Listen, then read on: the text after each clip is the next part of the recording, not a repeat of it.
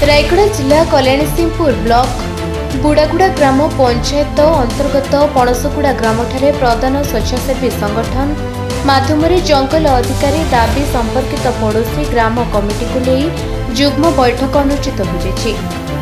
ଏହି ବୈଠକରେ ଏଫଆରସିଏଲ୍ର କଲ୍ୟାଣସିଂହପୁର ବ୍ଲକ ସଂଯୋଜକ ମଦନ ସୁନ୍ଦର ସାମଲ ପ୍ରଧାନ ସେବା ସଂସ୍ଥା ତରଫରୁ ବ୍ଲକ ସଂଯୋଜକ ରାଜକିଶୋର ଦଣ୍ଡସେନା ଏବଂ ଜମି ସାଥୀ ଶ୍ରୀ ଗୋପୀନାଥ ହୁଇକା, ୱାର୍ଡ ମେମ୍ବର ଶ୍ରୀମତୀ ମାଝିଆଣୀ ସାରକା ଓ ଗ୍ରାମର ଜଙ୍ଗଲ ଅଧିକାର କମିଟିର ସଭାପତି ଜିନା ସାରକା, ଜନଜାଗରଣ ମଞ୍ଚ କଲ୍ୟାଣସିଂହପୁର ବ୍ଲକ ସଂଯୋଜକ ତଥା ଗ୍ରାମବାସୀ ଗଙ୍ଗାରାଓ ପ୍ରାସ୍କା କମିଟିର ସମସ୍ତ ସଦସ୍ୟା ସ୍ୱେଚ୍ଛାସେବୀ ସଂଗଠନ କାର୍ଯ୍ୟକର୍ତ୍ତା ପ୍ରମୁଖକୁ ନେଇ ଯୁଗ୍ମ ତଦନ୍ତ ପ୍ରକ୍ରିୟା ହୋଇଥିଲା।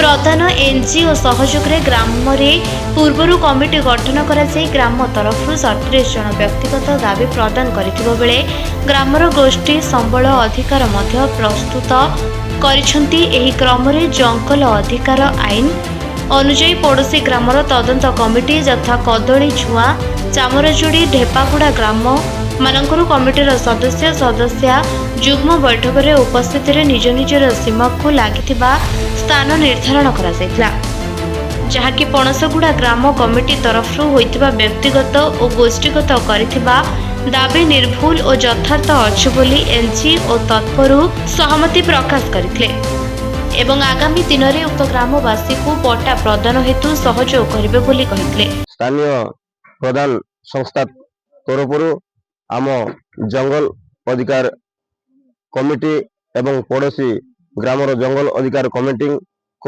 ସମସ୍ତ କ୍ରମେ ଆଜି ଏକ ଯୁଗ୍ମ ବୈଠକ ହେବାର ଥିଲା।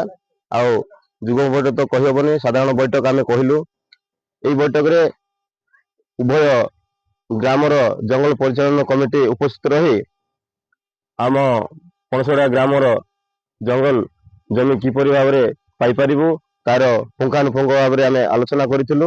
ଆଗାମୀ ଦିନରେ ସମୟ ତାରିଖ ନିର୍ଦ୍ଧାରଣ କରିକି ଆମେ ଯୁଗ୍ମ ବୈଠକ କରିବା ପାଇଁ ନିଷ୍ପତ୍ତି ନେଇଛୁ। ଧନ୍ୟବାଦ। ନମସ୍କାର, ମୋ ନାଁ ମାଝିଆଣୀ ସାରକା, ଗ୍ରାମ ହଉଛି ପଣସଗୁଡ଼ା। ଆମ ଗ୍ରାମ ପଣସଗୁଡ଼ା ହଉଛି ଆମେ ଜଙ୍ଗଲ ଜମି ଅଧିକାର ପାଇବା ପାଇଁ ଚାହୁଁଛୁ।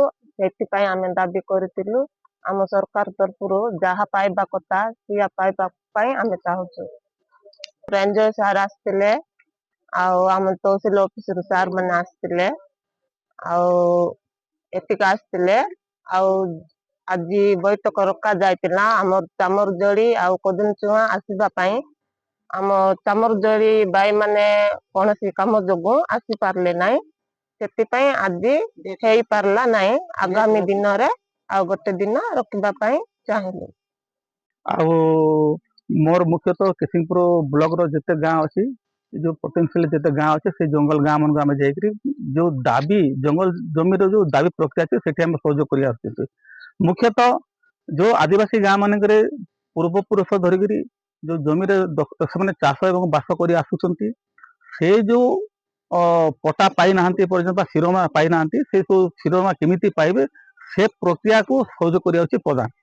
ତ ଆମେ ଯୋଉ ଆଜି ଏଇ ଯୋଉ ପଣସଗୁଡ଼ା ଗାଁରେ ଅଛୁ, ଆମେ ଏ ଗାଁରେ ଅଲରେଡି ଆମେ କମିଟି ଫର୍ମେସନ ହେଇଯାଇଛି, ତାର ଦାବି ପ୍ରକ୍ରିୟା ସରିଛି। ଆଜି ଯୋଉ ଯୁଗ୍ମ ବୈଠକ ଥିଲା ପଡ଼ୋଶୀ ଗାଁର କଦଳୀ ଚୁଆଁ ଆରମ୍ଭ କରି ବିଭିନ୍ନ ଗାଁର ସବୁ ଲୋକ ଆସିଥିଲେ, ଏଠି ବସିଥିଲେ ଏବଂ ତାଙ୍କର ଯୋଉ ପୂର୍ବ ପଶ୍ଚିମ ଉତ୍ତର ଦକ୍ଷିଣ ଯୋଉ ସନ୍ଧି ଗୁଡ଼ା ଅଛି ସେ ସନ୍ଧିକୁ ଯାଇକରି ତାର ଯୋଉ ସୀମାଟା ନିର୍ଦ୍ଧାରଣ କରାଯାଇଛି। ଏଟା ଦ୍ୱାରା ସେମାନେ କଣ হবে କି ନିଜ ନିଜ ପଡ଼ୋଶୀ ଗାଁରେ ଯୋଉ ବିଭେଦ ରହିବ ନାହିଁ ଏବଂ ନିଜ ସୀମା ଅଞ୍ଚଳରେ ଯୋଉ ଦାବି ଅଛି ସେ ସବୁ ଦାବିକୁ କେମିତି ସକ୍ରିୟ ଭାବରେ ଉପସ୍ଥାପନ କରାଯିବ। ଆଉ ଏଠି ଆମେ ଦେଖିବେ ଯେ ମୁଖ୍ୟତଃ ଆମେ ବ୍ୟକ୍ତିଗତ ଜମିଟା ସବୁ କ୍ଲେମ୍ କରି ସାରିଛୁ। ଏବେ ଯୋଉ ଥିଲା ଗୋଷ୍ଠୀଗତ କହିଲେ ଯୋଉ ଗାଁର ଚାରିଆଡ଼େ ଯୋଉ ଅଛି ଏ ସବୁ ସନ୍ଧିକୁ ନେଇକିରି ସେଇଠି ସବୁ ପ୍ରକ୍ରିୟା ଆମେ କରିବାର ପାଇଁ ଆଜି ବୈଠକ ଥିଲା। ରାୟଗଡ଼ା ଜିଲ୍ଲା ପ୍ରତିନିଧି ମାନସ କୌଶଲଙ୍କ ରିପୋର୍ଟ, ନିରପେକ୍ଷ ନ୍ୟୁଜ୍।